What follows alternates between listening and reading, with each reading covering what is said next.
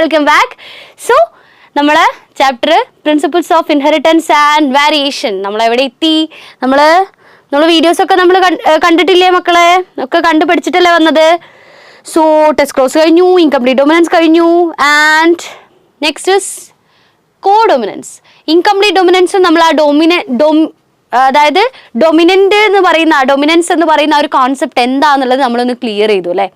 എന്താ ഈ ഡൊമിനൻസ് എന്ന് പറയുന്നത്? ഒരു ജീന് ഡൊമിനൻ്റ് ആവുന്നത് അതിൻ്റെ ജീൻ പ്രൊഡക്റ്റിൻ്റെ കൂടുതൽ കുറവ് എന്നൊക്കെ അടിസ്ഥാനമാക്കിയിട്ടാണ്. ഓക്കെ, സോ ഇനി പറയാൻ പോകുന്ന അടുത്ത കോൺസെപ്റ്റാണ് deviation from Mendel's law. Mendel പറഞ്ഞതിൽ നിന്നും മറ്റൊരു വ്യത്യാസമായിട്ട് വന്നിട്ടുള്ളൊരു കാര്യമാണ് കോഡൊമിനൻസ്. ഇൻകംപ്ലീറ്റ് ഡൊമിനൻസ്, കോഡൊമിനൻസ്, ഇവർ രണ്ടുപേരും ഒരുമിച്ചാണ് നമ്മൾ എപ്പോഴും പഠിക്കുക. ഇൻകംപ്ലീറ്റ് ഡൊമിനൻസ് കഴിഞ്ഞാൽ അപ്പോൾ കോഡൊമിനൻസ് പഠിക്കണം. കാരണം ഇൻകംപ്ലീറ്റ് ഡൊമിനൻസ് എന്തായിരുന്നു? ഒരു സപ്പോസ് എൻ അലീൽ ആർ എന്ന് പറയുന്നത് incompletely dominant or not completely dominant over the other. ഒരു allele, one of the allele is not completely dominant over the other. മറ്റൊരു അലീലിൽ, തൊട്ടടുത്ത അലീലില്ലേ, പേരായിട്ടാണല്ലോ, അതിന് മുകളിലോട്ടേക്ക് കംപ്ലീറ്റ് ആയിട്ട് ഒരു ഡൊമിനൻസ് കാണിക്കുന്നില്ല, ഇൻകംപ്ലീറ്റ് ആയിട്ട്. CFLന് വോൾട്ടേജ് കുറഞ്ഞ മാതിരി, വോൾട്ടേജ് ഒരു മങ്ങിയ വെളിച്ചം. ഓക്കെ, അടുത്തതാണ് കോഡൊമിനൻസ്. കോഡൊമിനൻസ് എന്ന് വെച്ചാൽ കൂടെ ഇവർ രണ്ടുപേരുടെയും ഫീനോടൈപ്പ് കാണും. മറ്റേതായിരുന്നെങ്കിൽ ഒരാളുടെ ഫീനോടൈപ്പ് മാത്രമാണ് കാണുക, ഒന്നെങ്കിൽ നല്ലപോലെ കാണുക അല്ലെങ്കിൽ മങ്ങിയിട്ട് കാണുക.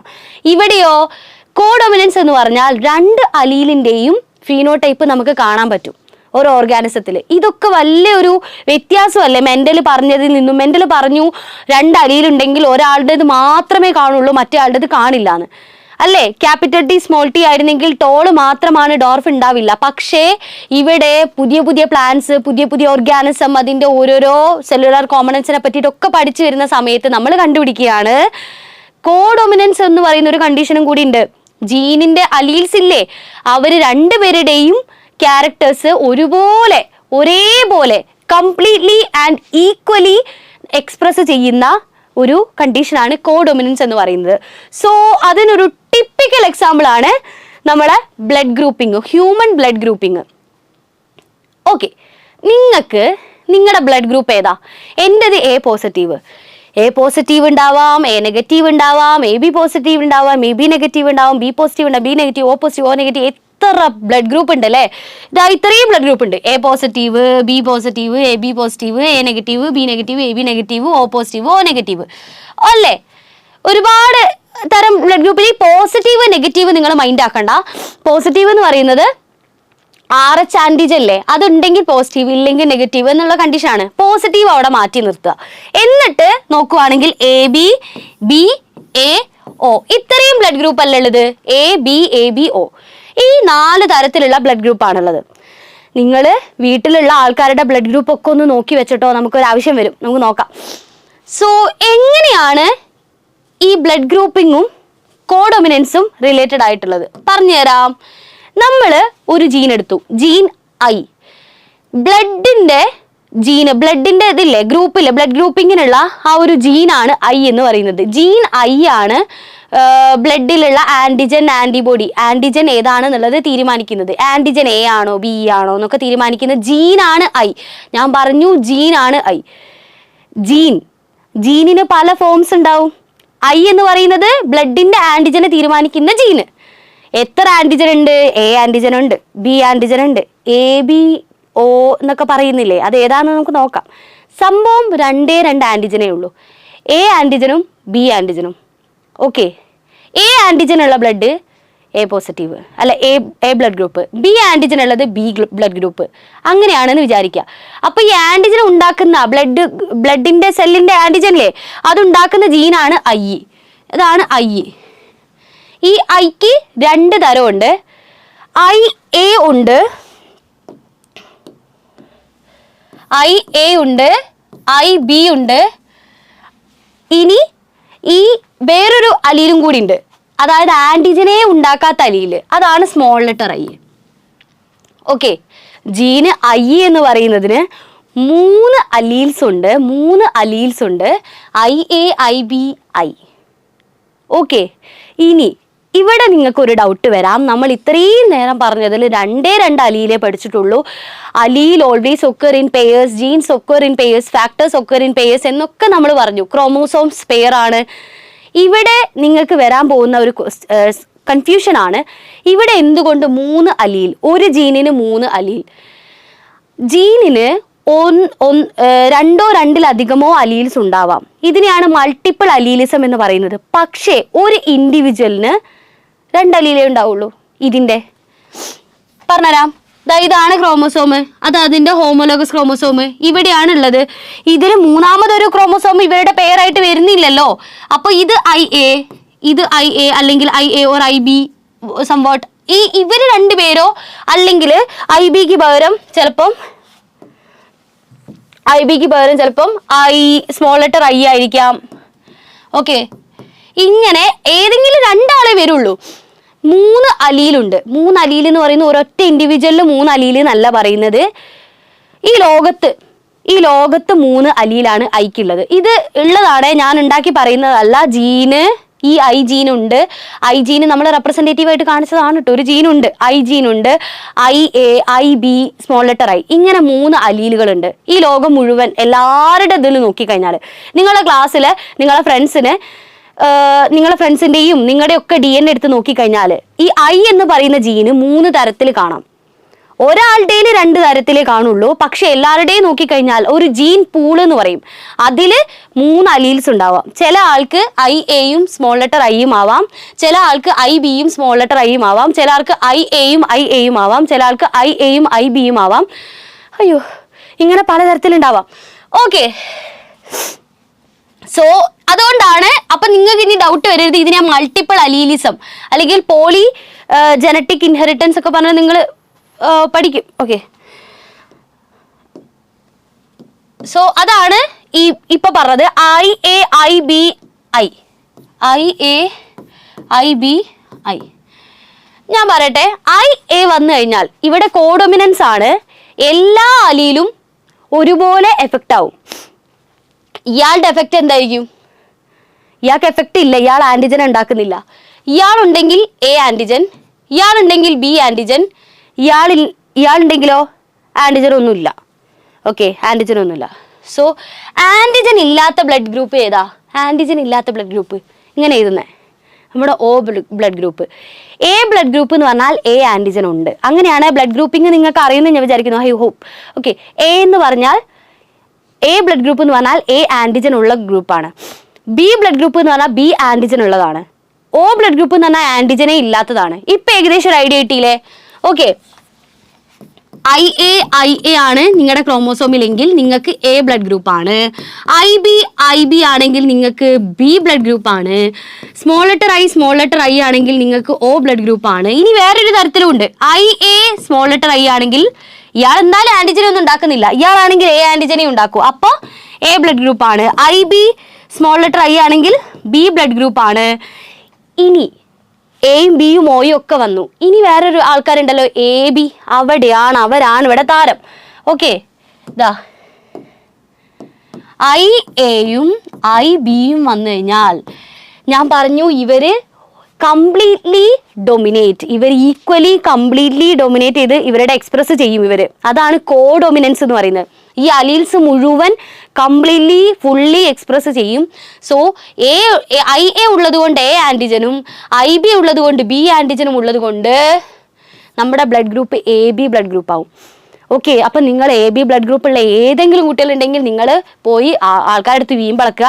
എൻ്റെ ജീന് എൻ്റെ അടുത്ത് IA ജീനും ഉണ്ട്, IB ജീനും ഉണ്ട്. IAയും IBയും ഒരു I എന്ന് പറയുന്ന ജീനിന്റെ 2 അലീലാണ്. ഈ 2 അലീലാണ് എൻ്റെ അടുത്തുള്ളത്. അതുകൊണ്ട് എന്താ, എനിക്ക് A ആന്റിജനും ഉണ്ട്, B ആന്റിജനും ഉണ്ട്. നിങ്ങൾക്ക് ഏത് ആന്റിജനാ ഉള്ളത് എന്നൊക്കെ പറഞ്ഞൂടെ? ഇല്ലേ? ഇനി സ്മോൾ ലെറ്റർ I ആണെങ്കിൽ O ആണല്ലോ അല്ലേ, ആന്റിജൻ ഇല്ല. സോ ഇതാണ് വളരെ സിമ്പിൾ ആണ്. മൾട്ടിപ്പിൾ അലീൽസ്, ഈ IA IB small letter I ഇതാണ് മൾട്ടിപ്പിൾ അലീൽസ് കേട്ടോ. ഓക്കെ, ഇതാ അവിടെ നോക്കിക്കോ, സിമ്പിൾ ആണ്. അലീൽ ഫ്രം പാരന്റ് 1, ഒരു പാരന്റ് നിന്നും IA ആണ്, പാരന്റ് 2 IA. അതായത് ഇത് അച്ഛനാണെങ്കിൽ ഇത് അമ്മയാണെങ്കിൽ ഇവരുടെ ഗ്യാമീറ്റിൽ നിന്നും വരുന്ന ഒരു ക്രോമോസോം ഉണ്ടാവുമല്ലോ, സെഗ്രിഗേറ്റ് ചെയ്യല്ലോ. അലീൽസ്, ഒരു ഗ്യാമീറ്റിന് ഒരു അലീൽ മാത്രമല്ലേ കിട്ടുള്ളൂ.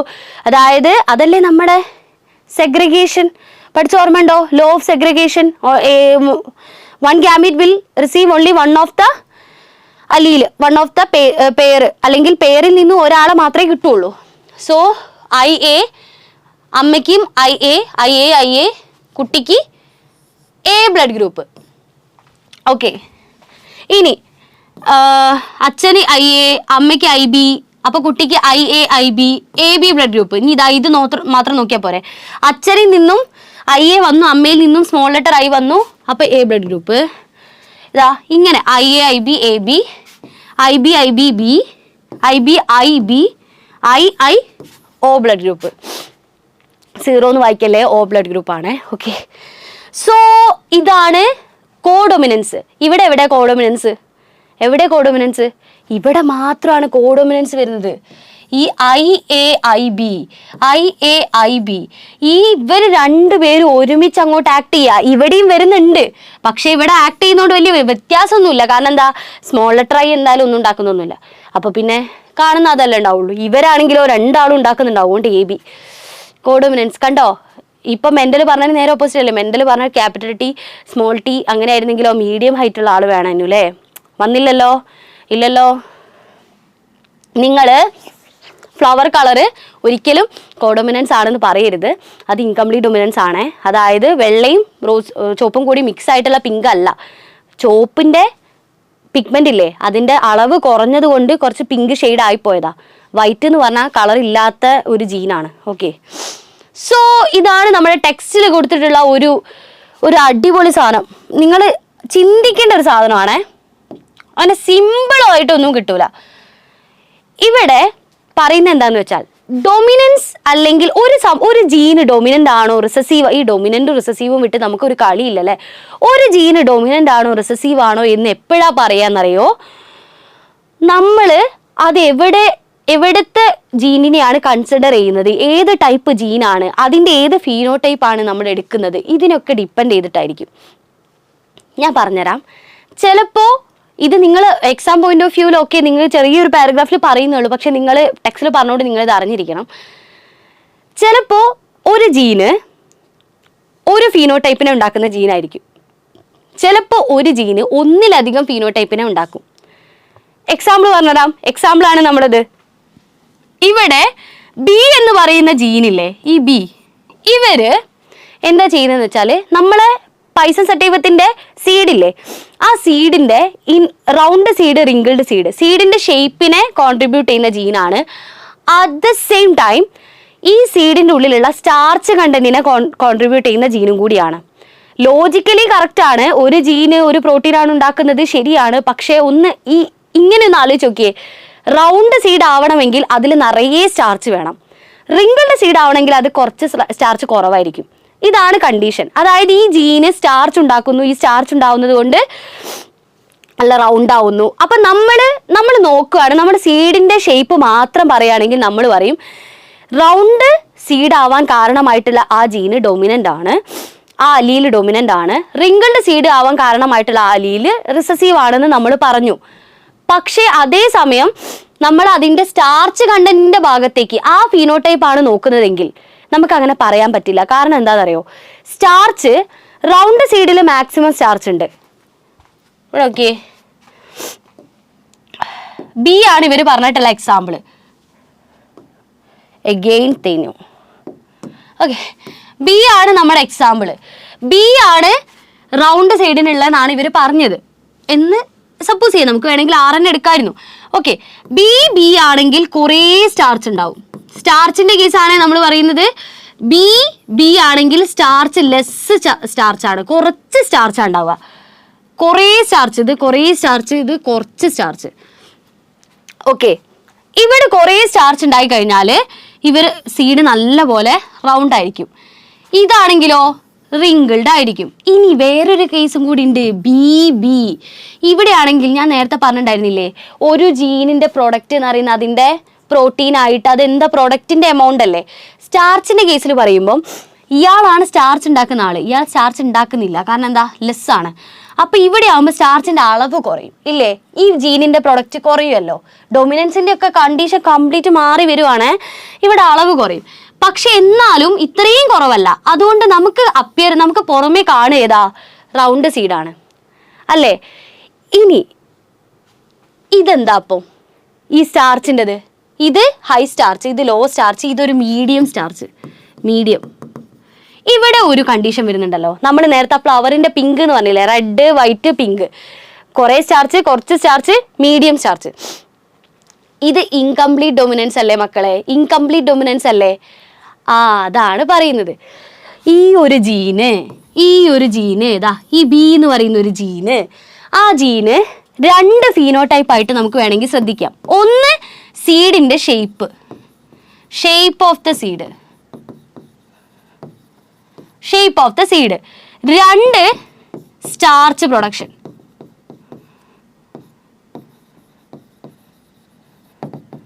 ഓക്കെ, നമ്മൾ ഏതിലേക്ക് നോക്കുന്നു? രണ്ടും എന്താ പറയാ, നമ്മൾ ഒരു നാണയത്തിന്റെ 2 വശം എന്നൊക്കെ പറയില്ലേ, അങ്ങനെയാണ്. അല്ലാതെ കോൺട്രാസ്റ്റിംഗ് ഒന്നല്ല.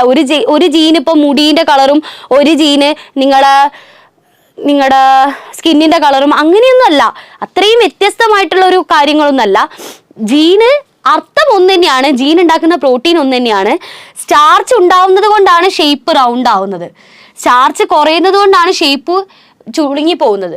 സ്റ്റാർച്ച് മീഡിയം ലെവൽ ആണെങ്കിലും ഷേപ്പിന് വലിയ മാറ്റമൊന്നും ഉണ്ടാവില്ല, ഉരുണ്ടിട്ട് തന്നെയാണ് ഉണ്ടാവുക. പുറമേ നിന്ന് കാണുന്ന ഫീച്ചർ അല്ല ഈ ഫീനോടൈപ്പ് എന്ന് പറയുന്നത്. അപ്പം നമ്മൾ ഏത് ഫീനോടൈപ്പ് ആണോ നോക്കുന്നത് അതിനനുസരിച്ചിരിക്കും ഒരു ജീനിന്റെ ഡൊമിനന്റ് കണ്ടീഷനും റിസസീവ് കണ്ടീഷനും. The dominant and recessive condition of a gene belongs to the observer. Observe ചെയ്യുന്ന ആൾക്ക് അനുസരിച്ചിരിക്കും ഡൊമിനൻസും റിസസീവും. അതായത് ഇവിടെ സ്റ്റാർച്ച് കൂടുതലാണ്, ഇവിടെ സ്റ്റാർച്ച് കുറവാണ്, ഇവിടെ സ്റ്റാർച്ച് മീഡിയം ആണ്. നമുക്ക് നല്ലോണം എഴുതാം.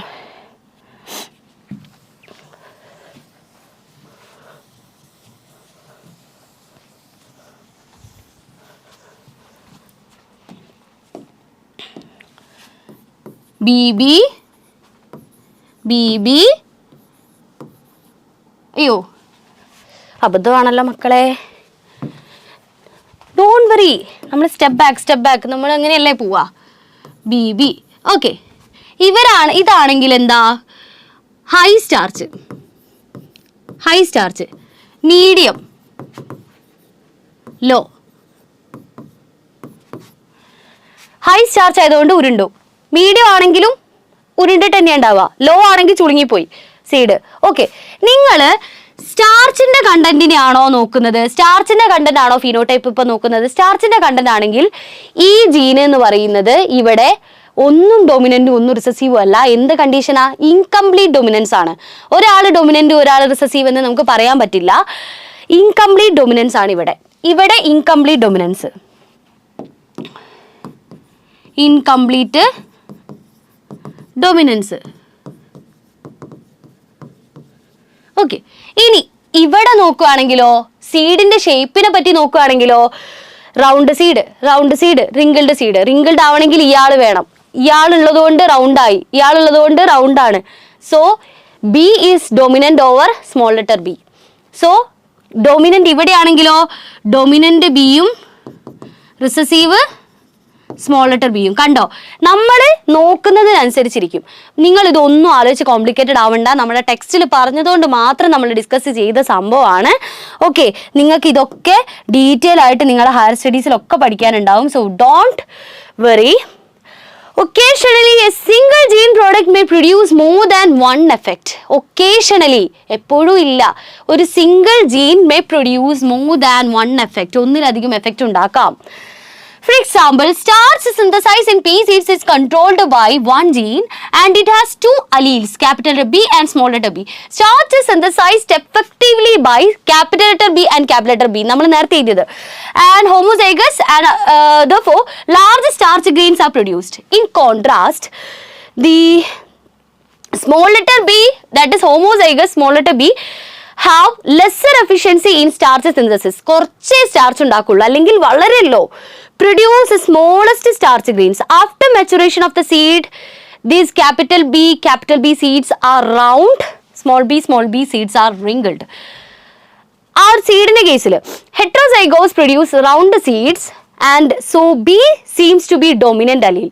സീഡിന്റെ കേസിൽ നോക്കുമ്പോൾ ഹെട്രോസൈഗസിൽ എന്താണ്, റൗണ്ട് സീഡ് തന്നെയാണ്, അപ്പൊ നമുക്കത് ഡൊമിനന്റ് ആയിട്ട് തോന്നും. But starch grains produced are intermediate size, medium size ആണ്. So if starch grain size is considered as a phenotype, starch grain ആണ് നമ്മൾ phenotype ആയിട്ട് എടുക്കുന്നത്, then from this angle the alleles show incomplete dominance. കണ്ടോ, incomplete dominance ആണ് അവിടെ പറഞ്ഞത്. മറ്റോടത്തിൽ ഡൊമിനന്റും റിസസീവും. ഇത്രയേ ഉള്ളൂ. ഇതാണ് നമ്മൾ ആ ടെക്സ്റ്റിൽ കൊടുത്തത്. സോ ഇവിടെ പറഞ്ഞ നോക്കിക്കേ, dominance is not an autonomous feature of a gene or the product that it has information for. അതൊരു ഓട്ടോണോമസ് ഫീച്ചർ ഒന്നല്ല ഡൊമിനൻസ് എന്ന് പറയുന്നത്. It depends as much on the gene, product and the production of particular phenotype. ജീനിന്റെ product എത്രത്തോളമാണ്, എന്താണ് അതിന്റെ quantity എന്താണ്, and particular phenotype, എന്ത് ഫീനോടൈപ്പ് ആണ് അത് പുറത്തേക്ക് കാണിക്കുന്നത്, അതിനെ ബേസ് ചെയ്തിരിക്കും.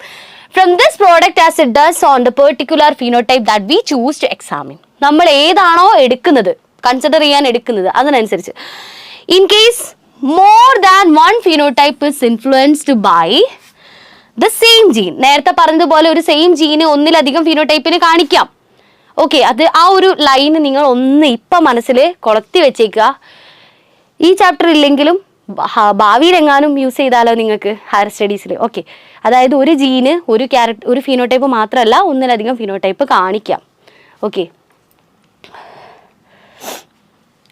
And finally inheritance of 2 genes. 2 ജീനിൻ്റെ ഇൻഹെറിറ്റൻസ്. നമ്മൾ ഇൻഹെറിറ്റൻസ് ഓഫ് 1 ജീന് പഠിച്ചതാണ്, monohybrid cross. 2 gene dihybrid cross. അതായത് മെൻഡല് ഒരു ജീൻ മാത്രമല്ല 2 ജീൻ എടുത്തു, 2 ക്യാരക്ടർ എടുത്തു. മെൻഡൽ എടുത്ത 7 ക്യാരക്ടർ ഇല്ലേ, അതിൽ ആദ്യം 1 മാത്രം വെച്ചിട്ടാണ് ക്രോസ് ചെയ്തത്. ഇപ്പം മെൻഡൽ എന്ത് ചെയ്തു, 2 എണ്ണം എടുത്തു. ഒന്നെങ്കിൽ അതിൻ്റെ ഹൈറ്റും ഫ്ലവറിൻ്റെ കളറും, അല്ലെങ്കിൽ ഹൈറ്റും സീഡിൻ്റെ കളറും, അല്ലെങ്കിൽ സീഡിൻ്റെ ഷേപ്പും ഫ്ലവറിൻ്റെ കളറും. അങ്ങനെ പല കോമ്പിനേഷൻ ഉണ്ടല്ലോ, പല കോമ്പിനേഷനിലും പുള്ളിക്കാരൻ ചെയ്യാൻ തുടങ്ങി.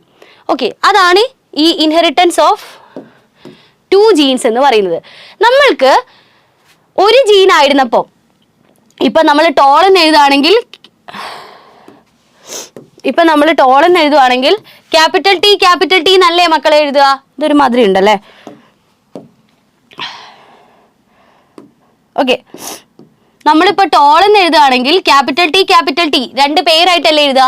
പക്ഷെ ഇവിടെ ടോളും വേണമെങ്കിൽ ഇപ്പോൾ റൗണ്ട് സീഡും കൂടി ആണെങ്കിൽ 6 ഇങ്ങനെ 4 ലെറ്റേഴ്സ് വരും.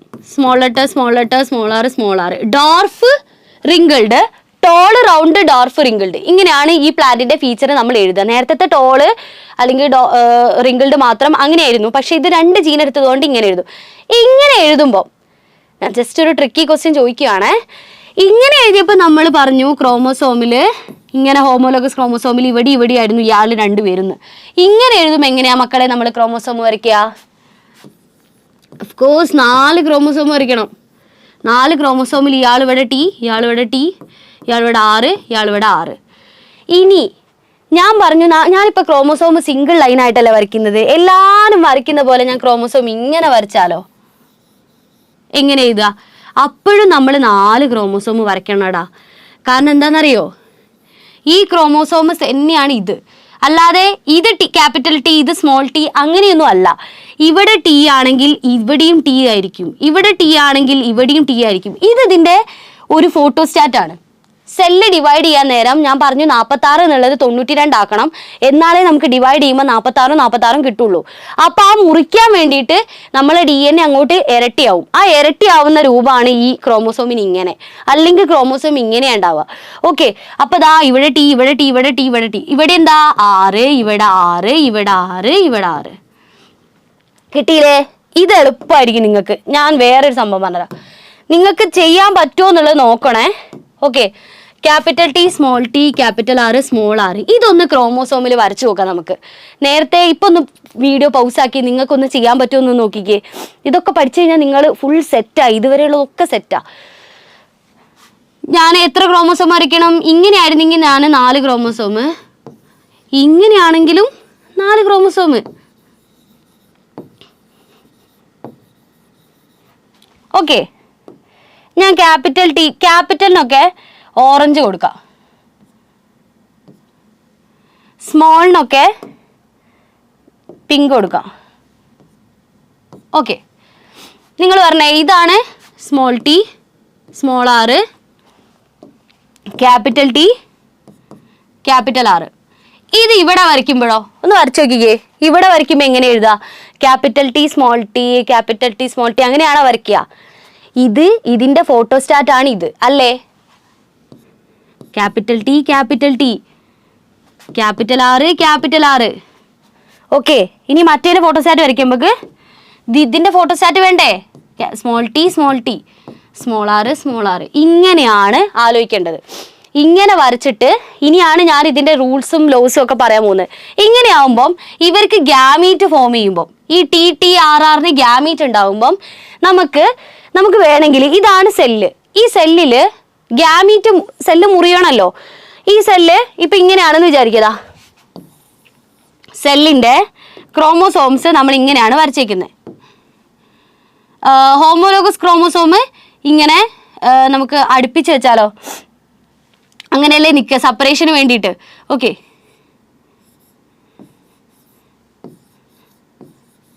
അതില്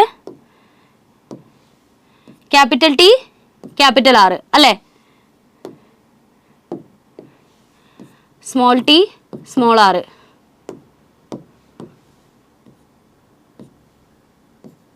ഓക്കെ, ഇങ്ങനെയല്ലേ ഒരു സെല്ല്? ഈ സെല്ലല്ലേ ഇത് ഗ്യാമീറ്റ് ഫോർമേഷൻ നടക്കുമ്പോൾ നമുക്ക് വേണമെങ്കിൽ സെല്ല് ഇങ്ങനെ മുറിയാം അല്ലേ? ഇങ്ങനെ മുറിക്കുമ്പം ക്യാപിറ്റൽ ടിയും ക്യാപിറ്റൽ ആറും ഒരുമിച്ച് വരും, സ്മോൾ ടിയും സ്മോൾ ആറും ഒരുമിച്ച് വരും, സ്മോൾ ടിയും സ്മോൾ ആറും ഒരുമിച്ച് വരും. ഇതൊരു ഗ്യാമീറ്റ്. പക്ഷേ നമുക്ക് പറയാൻ പറ്റുമോ മക്കളെ ഇങ്ങനെ മാത്രമേ ഗ്യാമീറ്റ് ഉണ്ടാവുള്ളൂ എന്ന്? ഒന്ന് ആലോചിച്ച് നോക്കിക്കേ. ഈ ആറ് ഇവിടേക്ക് വന്നാൽ ഇത് ജസ്റ്റ് ഒന്ന് തിരിഞ്ഞു നിന്നു, വല്ല വ്യത്യാസമുണ്ടോ? ഇല്ല. ഇവരിങ്ങനെ നിൽക്കുന്നു, സ്പേഷ്യലി ഇങ്ങനെ രണ്ടുപേരും നിൽക്കുന്നു, മുറിക്കുമ്പോൾ ഇവർ രണ്ടുപേരും അങ്ങനെ അങ്ങോട്ട് പോകുന്നു. പക്ഷെ ഇത് ഇങ്ങനെ ഒന്ന് നിന്ന് വിചാരിച്ച ഒന്നും തെറ്റാൻ പോണില്ല. ഇല്ലല്ലോ, ഒരു മാറ്റം വരാൻ പോണില്ല. അപ്പൊ നമുക്ക് എങ്ങനെ എഴുതാം? ഈ ആറും ഒന്ന് അങ്ങോട്ട് തിരിച്ചു മറിച്ച് എഴുതിയേക്കട്ടോ. അതായത്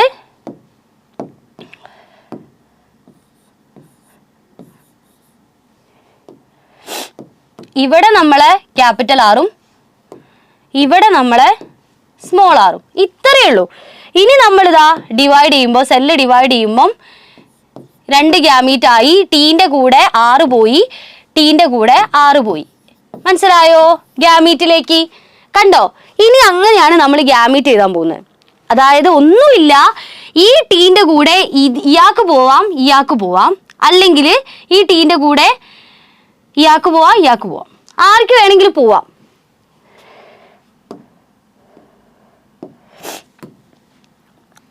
ഇൻഹെറിറ്റൻസ് ഓഫ് 2 ജീൻസ്, അതാണ് നമ്മൾ ഇവിടെ കാണിച്ചിരിക്കുന്നത്. കുറച്ച് തോനെ നമുക്ക് എഴുതാനുള്ള പോലെ തോന്നും, പക്ഷെ ഇത് സിമ്പിൾ ആണ് മക്കളെ. ഇതൊക്കെ വന്നാൽ നിങ്ങൾ രക്ഷപ്പെട്ട്. നമുക്ക് ഏതാ ഈ മെന്റൽ എടുത്ത ക്രോസ് തന്നെ എഴുതാം അല്ലേ? Round yellow wrinkled green, round yellow wrinkled green. നമുക്ക് ക്രോസ് ചെയ്താം. നമ്മൾ ഇൻഡിക്കേറ്റർ കൊടുക്കൂലേ? നമ്മളേതാ ക്യാരക്ടർ ഏതാ കൊടുത്തത്? ക്യാരക്ടർ 2 എണ്ണം ഉണ്ട്. ഒന്ന് സീഡിന്റെ ഷേപ്പ്, സീഡിന്റെ കളറ്, സീഡിന്റെ ഷേപ്പ്. ട്രേറ്റ് ഏതൊക്കെയാ? സീഡിന്റെ ഷേപ്പിന് ഏതാ trait? റൗണ്ടും റിങ്കിൾഡും.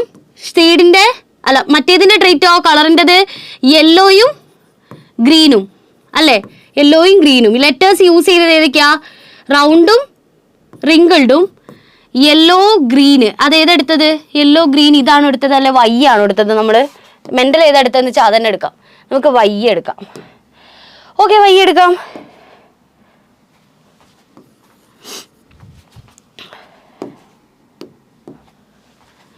Yellow green.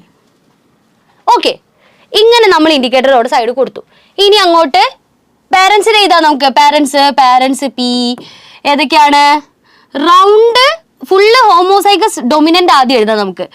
Round yellow into wrinkled green, round yellow wrinkled green. Okay, അയ്യോ നല്ല എഴുത്താലേ, നിങ്ങൾക്ക് വായിക്കാൻ മനസ്സിലാവുന്നുണ്ടോ? ഇനി ഇതിന് ഗ്യാമീറ്റ്സ്, ഞാൻ പറഞ്ഞു ഇവർക്ക് പലതരത്തിൽ ഗ്യാമീറ്റ് ഉണ്ടാവാമെന്ന്. ഈ ഗ്യാമീറ്റ് എങ്ങനെ ഉണ്ടാവാം? 6നും 6Yക്കും ഇതില് ഒരു തരത്തിൽ മാത്രമേ ഗ്യാമീറ്റ് ഉണ്ടാവാൻ പറ്റുള്ളൂ. എങ്ങനെയാ? ഈ 6ഉം Yയും മാത്രമല്ലേ ഗ്യാമീറ്റ് ഉണ്ടാവാൻ പറ്റുള്ളൂ. അത് മനസ്സിലായോ? അത് സിമ്പിളാ. ഇവരാണ് 6ഉം 6ഉം, ഇവരാണ് Yയും Yയും. ഓക്കെ, 6 6 Y ഇങ്ങനെ വരച്ചു നോക്കുക. നിങ്ങൾ തെറ്റുണ്ടെങ്കിൽ ക്രോമോസോമെ മുറിക്കുക, അല്ല സെല്ല് മുറിക്കുക. അപ്പൊ ഈ 6ന്റെ കൂടെ Yക്ക് പോവാം, ഈ 6ന്റെ കൂടെ Yക്ക് പോവാം. ഇനി ഈ Yയും Yയും തിരിച്ചിട്ടാലും 6ന്റെ കൂടെ Y പോകുന്നു, 6ന്റെ കൂടെ Y പോകുന്നു. കാരണം എന്താ? 2 സ്ഥലത്തും Y ആണ്, 2 സ്ഥലത്തും 6 തെറ്റാനില്ല. ഓക്കെ, അയ്യോ ഇതൊക്കെ ഞാൻ മറക്കണ്ടേ. ഓക്കെ, ഞാൻ നോക്കിക്കേ. 6ന്റെ കൂടെ Y ഗ്യാമീറ്റ് G, ഈ 6ന്റെ കൂടെ ഈ Y വന്നു ഗ്യാമീറ്റ്. ഇനി ഇവര് ഫെർട്ടിലൈസേഷൻ നടന്നു, RY. ഇതേതാ അപ്പം? ഇത് 6 ക്യാപിറ്റൽ ഡൊമിനന്റ് അല്ലേ? റൗണ്ട് യെല്ലോ ഡൊമിനന്റ് കണ്ടീഷൻ തന്നെ വന്നു. ഓക്കെ, ഡൊമിനന്റ് കണ്ടീഷൻ തന്നെ വന്നു. ഇനി ഇവരെ പൊതുവെ നമ്മൾ എന്താ ചെയ്യാ? F1 പ്രോജനീനെ സെൽഫിങ് ചെയ്യൂലേ? സെൽഫിങ് ചെയ്യുന്നു. അതായത് RRYY into RRYY.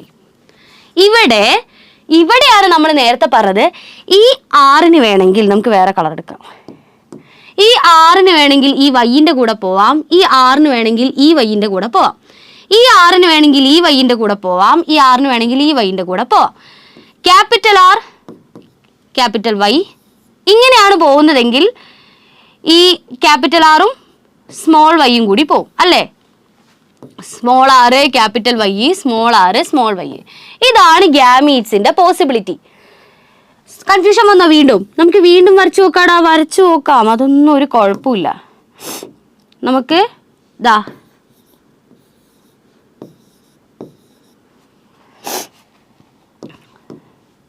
R small R capital Y small Y. ദാ ഇയാൾ ഇവിടെ ആയിരുന്നെങ്കിൽ, ഇതിങ്ങനെ ആയിരുന്നെങ്കിൽ ഈ ആറും ഈ Yയും ആയിരുന്നു പോവാ. ക്യാപിറ്റൽ ആറും സ്മോൾ Yയും, ക്യാപിറ്റൽ ആറും സ്മോൾ Yയും. അപ്പം ഇയാളും കൂടി ആയിരുന്നു പോവാ, സ്മോൾ ആറും ക്യാപിറ്റൽ Yയും. ഇതിങ്ങനെ തിരിഞ്ഞിട്ടായിരുന്നെങ്കിൽ ഓക്കെ, തിരിഞ്ഞിട്ടും കൂടി വരയ്ക്കാം. അതും കൂടി ബുദ്ധിമുട്ടാവണ്ട നിങ്ങൾക്ക് എന്നെ കാണുന്നുണ്ടോ അല്ലേ? വേണ്ട, നമുക്ക് ഇവിടെ വരയ്ക്കാം. യെസ്, ഇവിടെ വരയ്ക്കാം. എന്നാ കുഴപ്പമില്ലല്ലോ.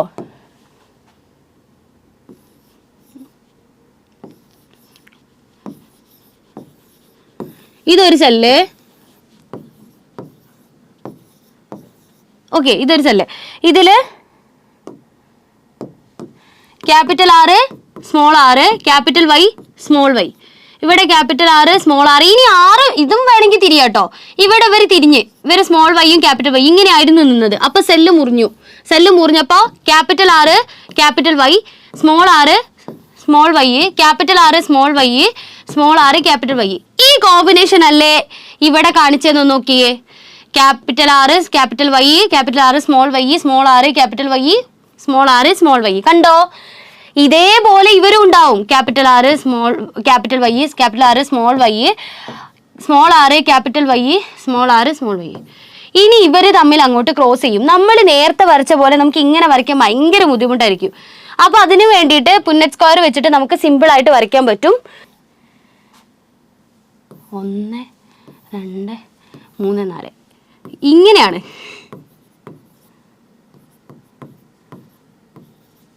Okay, capital R capital Y capital R small Y small R capital Y small R small Y. Okay, ഇനി അങ്ങോട്ട് നമുക്ക് ക്രോസ് സിമ്പിളാ. നിങ്ങളുടെ ടെക്സ്റ്റിൽ നമുക്കിത് മുഴുവൻ എഴുതണോ? Capital R capital R capital Y capital Y capital R capital R capital Y small Y. ഇവരിങ്ങനെ നിങ്ങൾ 10ാം ക്ലാസ്സിലും ചെയ്തതല്ലേ. ഇതാണെങ്കിൽ റൗണ്ട് യെല്ലോ അങ്ങനെ ആയിരിക്കും പോകുന്നുണ്ട്. നമുക്കിത് സമയം കളയാതെ നമുക്കിത് നോക്കിയാലോ. ഇതാ നമ്മുടെ ചിത്രം നോക്കാം നമുക്ക്. ദാ ലുക്ക് അറ്റ് ദിസ്. കണ്ടോ? ഇതും ചേർന്നത്, ഇതും ചേർന്നത്, ഇങ്ങനെയാണ് ഇത് എഴുതിയിട്ടുള്ളത്. ഇതാണെങ്കിൽ റൗണ്ട് യെല്ലോ, ഇത് കണ്ടാൽ തന്നെ ചിത്രം കണ്ടോ, റൗണ്ട്, ഇത് റിങ്കിൾഡ് യെല്ലോ, ഇത് റൗണ്ട് ഗ്രീന്, റിങ്കിൾഡ് യെല്ലോ, കണ്ടോ? ഇങ്ങനെ ഒരു കോമ്പിനേഷൻ അല്ലേ കാണുന്നത്? ഇതിൽ കണ്ട് ഈ ഒരേ കളറുള്ള ആൾക്കാരൊക്കെ ഒരേപോലെയാണ് ഇരിക്കുന്നത്. ഭയങ്കര സിമ്പിൾ ആയിട്ടുള്ള ഒരു പുന്നറ്റ് സ്ക്വയർ ആണ്. അങ്ങനെ നോക്കുമ്പോൾ നിങ്ങൾ ഇതിന്റെ ഫീനോടൈപ്പിക് റേഷ്യോ എന്ന് പറഞ്ഞേ. ഫീനോടൈപ്പിക് റേഷ്യോ നമുക്ക് ഏതൊക്കെയാ ഫീനോടൈപ്പിക് റേഷ്യോ ഉള്ളത്? ഇവിടെ എഴുതാം. റൗണ്ട് യെല്ലോ 1, റൗണ്ട് യെല്ലോ എത്ര എണ്ണം ഉണ്ട്? 9 എണ്ണം ഉണ്ട്. ഇവിടെ കൊടുത്തിട്ടുണ്ടല്ലോ, റൗണ്ട് യെല്ലോ 9 എണ്ണം ഉണ്ട്. ഇനി റിങ്കിൾഡ് യെല്ലോ എത്ര എണ്ണം ഉണ്ട്? 1, 2, 3 എണ്ണം ഉണ്ട്. റൗണ്ട് യെല്ലോ, ഈ റൗണ്ട് ഗ്രീൻ ഇല്ലേ, റൗണ്ട് ഗ്രീന് 3 എണ്ണം ഉണ്ട്. 1, 2, 3, 3 എണ്ണം ഉണ്ട്. റിങ്കിൾഡ് ഗ്രീന് ആകെപ്പാട് ഇയാൾ മാത്രമേ ഉള്ളൂ റിങ്കിൾഡ് ഗ്രീന്. അപ്പോൾ 1, 9:3:3:1. ഇതാണ് നമ്മളെ ഫീനോടൈപ്പിക് റേഷ്യോ. 9:3:3:1. നേരത്തെ മോണോ ഹൈബ്രിഡ് ഏതായിരുന്നു? 3:1 അല്ലേ? ഇവിടെ 9:3:3:1. ഇതിന് വേണമെങ്കിൽ നിങ്ങൾക്ക് ജീനോടൈപ്പിക് റേഷ്യോ എഴുതാം കേട്ടോ. ജീനോടൈപ്പിക് റേഷ്യോ ഞാൻ നിങ്ങൾക്ക് വേണമെങ്കിൽ കാണിച്ചു തരാം, പക്ഷെ നിങ്ങൾക്ക് അത്യാവശ്യമൊന്നുമില്ല. ജീനോടൈപ്പിക് റേഷ്യോ അല്ലേ ഈ RRYY, ഈ RRYY വരുന്നത് ആകെ 1 മാത്രമേ ഉള്ളൂ. പിന്നെ capital R, small r, capital Y, ഇത് എത്ര എണ്ണം വരുന്നുണ്ട്? 2 എണ്ണം വരുന്നുണ്ട്. ഇതും 2 എണ്ണം വരുന്നുണ്ട്. അപ്പൊ ഇത് എങ്ങനെ എഴുതാന്നറിയാം നമുക്ക്? 1:2:1:4:2:1:2:1. ഇതാണ് ജീനോടൈപ്പിക് റേഷ്യോ. പക്ഷെ നിങ്ങൾക്ക് അത് അത്ര അത്യാവശ്യമില്ല കേട്ടോ. ഓക്കെ, അപ്പൊ സെറ്റ് അല്ലേ? അപ്പൊ അത് പോട്ടെ. അപ്പൊ ഇതാണ് നമ്മളെ ഡൈഹൈബ്രിഡ് ക്രോസ് എന്ന് പറയുന്നത്. ഈ ഡൈഹൈബ്രിഡ് ക്രോസ് കണ്ടപ്പോഴാണ് മെൻഡലിന് വേറൊരു ഐഡിയ കിട്ടിയത്. Law of independent assortment. Independent ആയിട്ട് അസോർട്ട് ചെയ്യുക.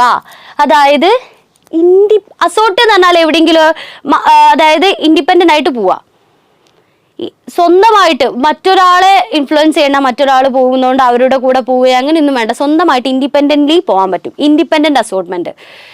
ഈ റൗണ്ട് യെല്ലോ എന്ന് പറയുന്ന 2 ജീനുകളില്ലേ, 2 ട്രേറ്റ് ഇല്ലേ, റൗണ്ട്, അതുപോലെ തന്നെ അല്ലെങ്കിൽ ഓക്കെ സീഡ് ഷേപ്പ്, സീഡിന്റെ കളറ്, ഇതാണ് നമ്മൾ 2 character or simply we can say നമ്മുടെ ജീനില്ലേ, റൗണ്ട് ജീന്, റിങ്കിൾഡ് ജീന്, അല്ല റൗണ്ട് സീഡിന്റെ ഷേപ്പ്, സീഡിന്റെ കളറ്, 2 ക്യാരക്ടർ. അതിന്റെ ട്രേറ്റ് ആയിരുന്നു റൗണ്ട്, റിങ്കിൾഡ്, യെല്ലോ, ഗ്രീൻ എന്ന് പറയുന്നത്. ഓക്കെ, സോ ക്യാരക്ടർ, ഈ 2 ക്യാരക്ടർ അല്ലെങ്കിൽ ഈ 2 ക്യാരക്ടർ ഹോൾഡ് ചെയ്യുന്ന ഈ 2 ജീന്, സീഡിന്റെ ഷേപ്പിന്റെ ജീനും സീഡിന്റെ കളറിന്റെ ജീനും, ഇവർക്ക് 2 പേർക്കും ഇൻഡിപെൻഡന്റ്ലി അസോർട്ട് ചെയ്യാം. ഒരാൾ പോകുന്നത് കൊണ്ട് മറ്റൊരാൾക്ക് പോവണ്ട എന്നാണ് ഇവിടെ പറയുന്നത്. ഓക്കെ, ഒരാൾ പോകുന്നത് കൊണ്ട് മറ്റൊരാൾക്ക് പോവണ്ട എന്നാണ് ഇവിടെ മെന്റൽ പറയുന്നത്. Okay, law of independent assortment.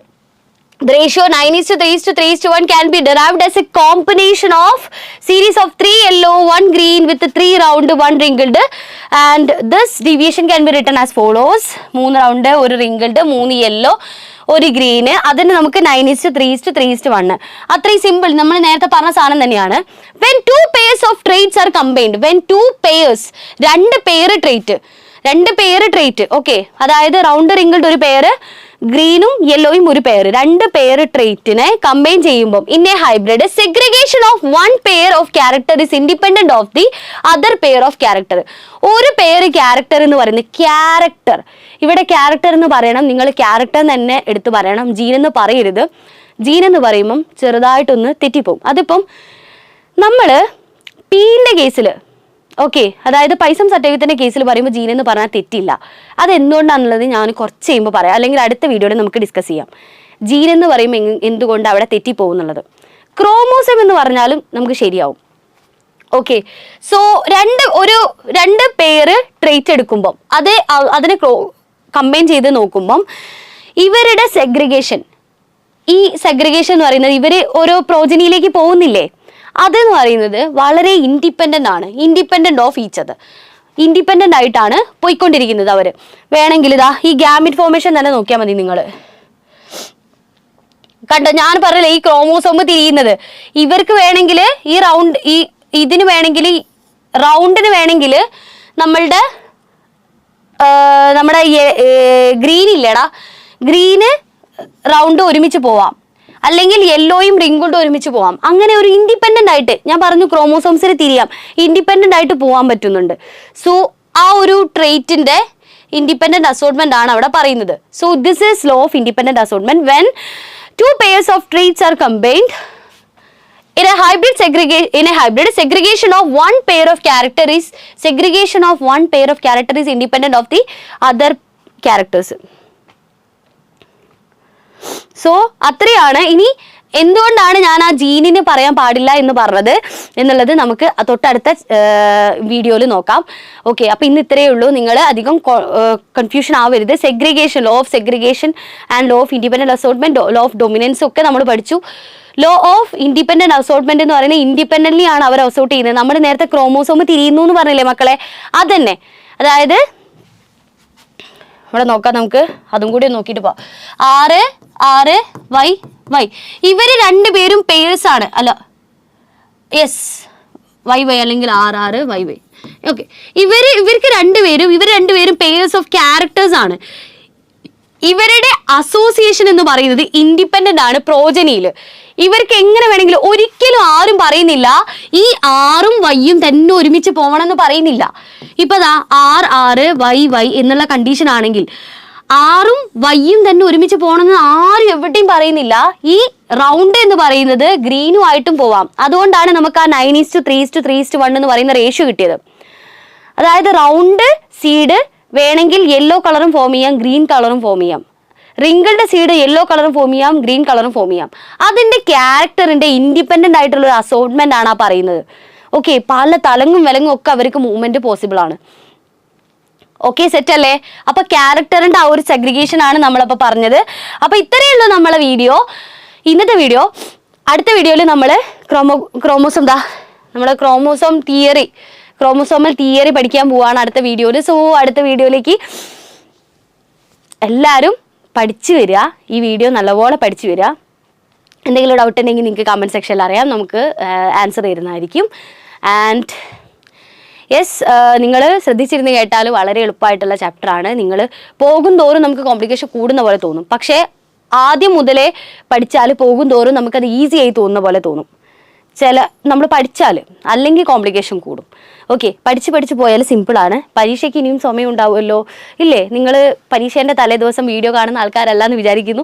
പരീക്ഷേൻ്റെ സമയമാണ്, നിങ്ങൾ ആ തലേദിവസമാണ് വീഡിയോ കാണുന്നതെങ്കിൽ എന്നാലും കുഴപ്പമില്ല, നമുക്ക് ഒരു 2x വെച്ച് കേൾക്കാമല്ലേ വീഡിയോ. എന്നിട്ടാണെങ്കിലും പഠിച്ചാൽ നിങ്ങൾക്ക് ഒരു ഐഡിയ ഉണ്ടാക്കിയെടുത്താൽ എഴുതാൻ പറ്റുന്ന ചാപ്റ്ററാണ്. ഓക്കെ, അപ്പോൾ അടുത്ത വീഡിയോയിൽ കാണുന്നവരെ ബൈ.